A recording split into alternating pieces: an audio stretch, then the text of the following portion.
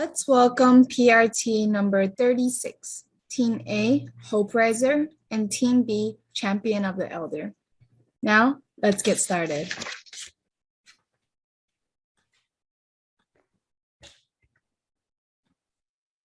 Team A, please briefly introduce your business model after the sound. We offer recycling, a portable electric toilet lift that is easy to operate, customizable, and more affordable. Our product comes with an app that can monitor your habit of using a toilet and provide a health report. We wish that our users could achieve dignity, privacy, independence, and also hopeful, sustainable Team A and lifestyle. B, please begin the 2 minutes PRT session after the sound.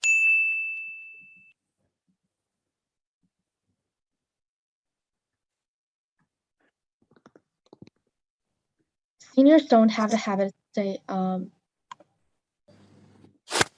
just want to ask, what if a household has the elder people, children, and overweight adults at the same time, and they want to buy your toilet lift? Do they have to purchase more than one customized toilet lift?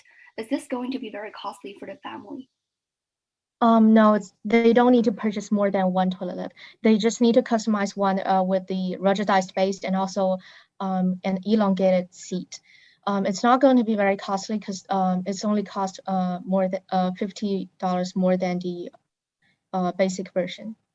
But I found out like the average price of a toilet lift in the US is around $300 to $400, but your customized toilet lift is charged at $600. I think it's a little bit higher than the average price. Yes, but usually the toilet lift in the US costs like $700 to over $1,000, even $1,400 on Amazon. So I don't know where you found the sources that says the average cost is like $300 to $400. Oh, okay.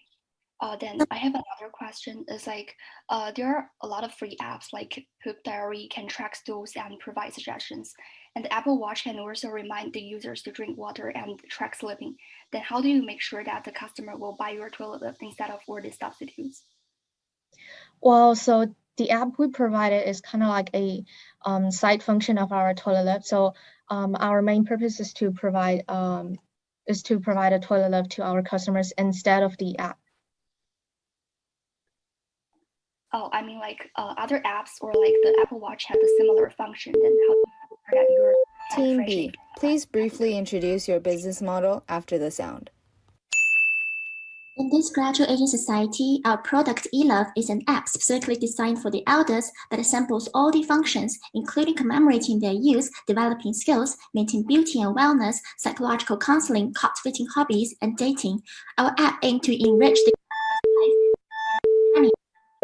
Team A and B, please begin the 2 minutes PRT session after the sound. Okay, seniors don't have the habit to stay active on social media or any mobile usage. How do you prevent that? Even if many users may try out your product, they will not proactively come back and visit, which will cause your customer adhesiveness to be low.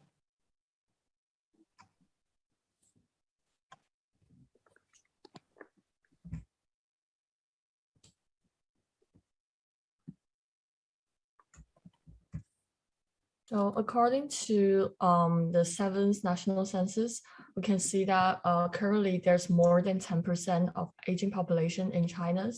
And according to a survey carried out by the governments about the percentage of internet users in Shenzhen, which is our largest city, we can see that there's more than more than 10% internet users beyond the ages of 15 years old. So these statistics can prove that elderly person, they're also like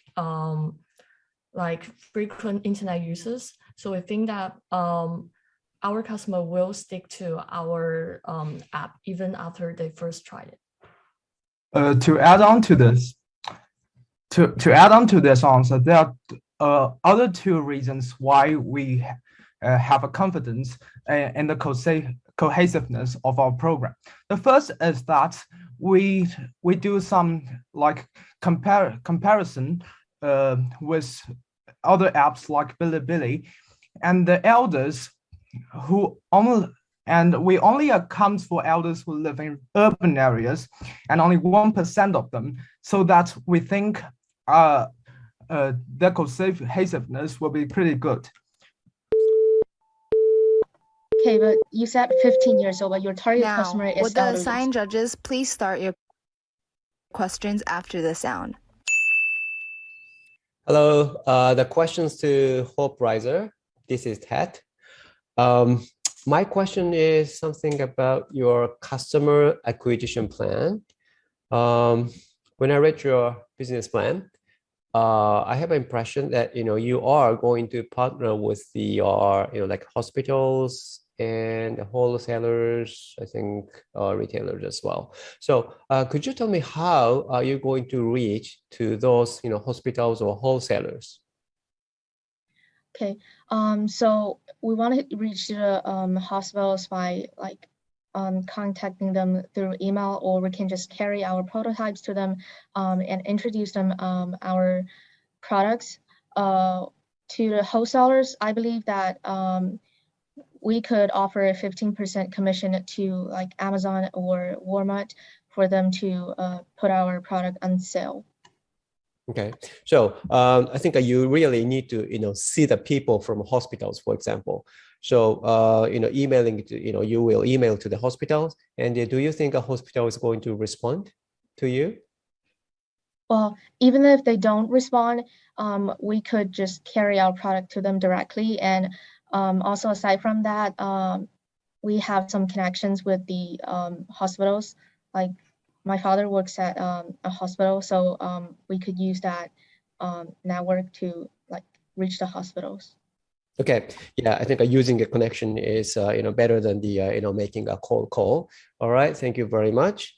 And also another question, something about the data collection and the use. Yeah, I would say use of the data. How do you use the data, or how you use the data collected from your app? For what purpose? Oh, so you mean why are we collecting the data of for your to improve your functions, or for the use of your functionality? So we would ask our users to fill out some forms and also review sheets after they have received our toilet lifts. So we could look at their comments and see if there are anything that still needs some improvements on. All right.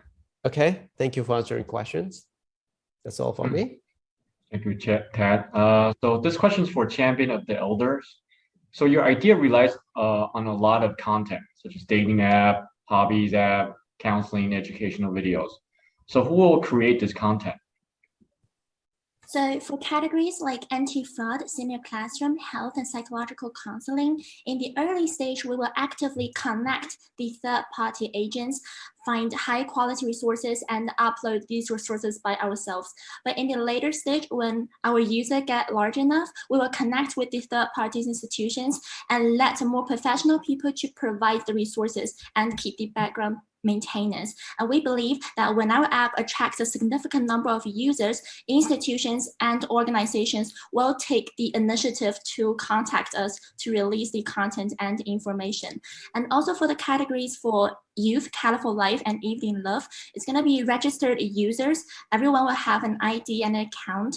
The system is going to be a real name system, and everyone will has a release window, which is similar to WeChat Moments, Weibo, and YouTube, and a chat window where they can chat and develop relationships. So patterns like this are published on our platform. Okay, so your business plan relies on 150,000 users in year one. How do you know elderly target customers will be so quickly adapt to your service? I mean, the current generation of older people, they're not fully engaged in these kind of activities. So how do you plan to solve this? According to the statistics that we have, more than 10% of urban elders can adapt pretty well to our system. And we also do an analysis about billability. We use a concept that is using finance.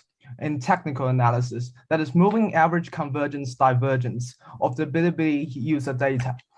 And we use the lower boundary of the estimation so that we can ensure that even in the worst case, we still have this number of users for us. Thank you.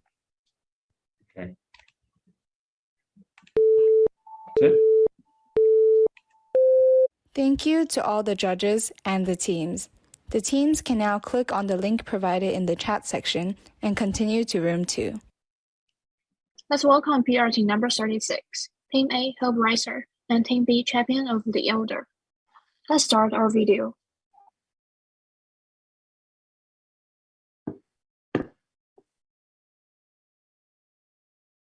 Team A, please briefly introduce your business model after the sound. We offer recycling, leasing, trading, and maintenance services to our customers. We will be selling our product both to businesses and customers. For businesses, we will cooperate with local rehabs and hospitals and do wholesales with large supermarkets. For customers, we will mainly focusing on leasing. Team B, please briefly introduce your business model after the sound. Strategy Society, our product eLove is an app specifically designed for the elders that assembles all the functions, including commemorating their youth, developing skills, maintaining beauty and wellness, cultivating hobbies, psychological counseling, and dating. Our app aims to... Now, would the assigned judges please start your questions after the sound? Hello and welcome to Team A and Team B. Thank you for being here. We're going to split this time up into 2 halves. The first half, all of these questions will be for Team A, and then when we switch to Team B, we'll let you know. So let's jump in. Hope Riser, your business plan talks about achieving a 60% market penetration for rehab facilities in the San Diego area. This is a very high number. Can you tell me a little bit more how you plan to achieve this market penetration? Yeah, so the San Diego healthcare market has 4 major health systems, Kaiser Permanente, Sharp Healthcare, Scripps Health, and University of California, San Diego Health. And these health systems expand population health strategies. They have increased affiliations with medical groups and associations. We could cooperate with these 4 systems and sell our products to them. Our toilet lift is not strictly a medical device, but a convenience device. So it doesn't really necessarily compete with them. We could also get contact with local rehabs and physical therapy centers to promote ourselves. Okay, thank you for that answer. Vicky, do you have a question? Yes, my question is about in your financial plan, you did not have costs in terms of manufacturing. Then I'm wondering, so how are you going to get your hardware, meaning the toilets? Oh, so we have broken it down into different parts, like a bill of matter. So basically, our toilet lift includes part of 120 volt motor, which is roughly around $150, and aluminum, which costs $27 for 10 kilograms, and Arduino board and PIR sensor. So that's going to cost $50. We also include a PCB connect to Internet of Medical Things. That's going to cost $40. So these together and plus some other average fixed cost, it's roughly around $300 for the manufacturing cost. Okay, thank you. So you plan to manufacture the toilet yourself? Not really, because we have been contacting factories in the past few months, but due to lockdown, they were unable to manufacture, so we just estimated ourselves. And in the future, we will definitely get in touch with those factories. So you're going to work with the suppliers, manufacturing suppliers to build your toilets? Yeah. Okay, thank you for your answer. Okay, but if I could follow up on this manufacturing line of questioning, I think most of your competitors, the cost of their toilets was maybe $1,400 and all the way up, and you have more of a $500, $600 price point, if I'm remembering that correctly. How are you going to achieve such a cheaper cost? Yeah, so with our recycling and trading program, we could reduce the cost. Yeah, so let's say if a customer wants to recycle or trade in their old toilets, we could pick up their old the metals, the aluminum, and also other parts that are still working and put them into smelters so they could be reused again. Yeah, and also for individual customers, we mainly focus on leasing. So that's not gonna cost a lot. Okay, but like day one, you have no customers yet, nothing to recycle. How are you going to be able to sell or manufacture your chair at a price so that you still make money by selling it for 500 or 600? Oh, so in year one, we haven't break even yet. So in year one, we are still like we still have a negative profit. So yeah. Okay. Vicky, any more questions here? No, not for this okay. team. Yeah, we're running out of time here for Team A. Let's move on to Team B, Champion of the Elder. So yeah, thank you. This is a growing issue, taking care of the elderly generation. A question that I have for anytime we have a social media type of platform where people are exchanging ideas and communicating and watching videos and learning, the question I ask everyone is about content. Where are you going to get your content? Are you guys going to create your own content? Are you going to buy content? Because ultimately the attractiveness of your platform is going to depend on the quality of your content. Yeah, so for categories like anti-fraud, senior classroom, health, and psychological counseling, in the early stage, we will actively connect with the third-party agents to find some high-quality resources and upload these resources by ourselves. But in the later stage, when our users get large enough, we will connect with the third parties institutions and let more professional people to provide these resources and keep the background maintenance. We believe that when our app attracts a significant number of users, institution and organization will take the initiative to contact us to release the content and information. And for the categories like youth, colorful life, and evening love, users gonna be registered and everyone gonna have an ID and account. The system's gonna be real name system. And everyone has a release window, which is similar to WeChat Moments, Weibo, and YouTube, and a chat window where they can chat and develop relationships. So patterns like this are published on our platform. Okay, but it sounds like initially you're going to have to rely on third-party content providers, right? Yeah. Okay, so you're relying on third-party content providers, and yet you're hoping your customers are going to pay for your service when some of your competitors are free. And I know they don't have all of the platform aspects, but that's going to be a very, very big challenge, I think, to get people to pay money for things that are not unique to you. The thing is unique to us, Mr. Anderson's. I think our app is almost filling a missing market. There's a vacuum in China about this market, and there's no other substitute of our service. Mm. And what do you, sorry, just to interrupt, what do you think of that currently your idea, there is no competitive product available yet? What do you think caused it? I think that the reason is that if there are any people who wanted to start this program, they do not spend a lot advertising.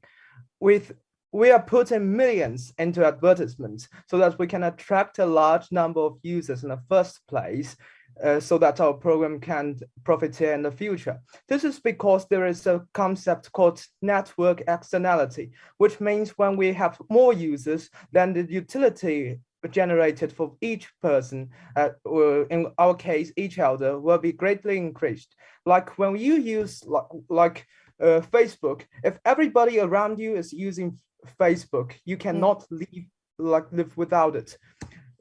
But other people, if we do not reach a threshold so that the network externality is working, so that our user number will be increasing exponentially, and the cohesiveness of a user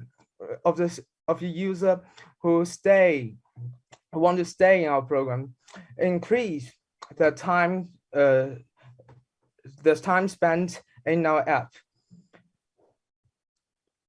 Yeah, and I also want to add on to that, like we have did some research on some competitors' apps, and we have found that some more generalized platform like maybe TikTok or Bilibili, because these social media platforms, they're built for all ages. So for elder users, maybe they cannot understand some internet slang that maybe younger users post on these platforms. And there's also some specific applications that's for elderly persons, like teaching how to use mobile phones or like to teach them how to do square dancing. But these apps, they are quite specific and they're not integrating all the functions. Thank you to all the judges and the teams. The teams can now leave the meeting room. Thank you both teams for being here and for participating. Good luck with the rest of the competition. Thank you very much. Thank you.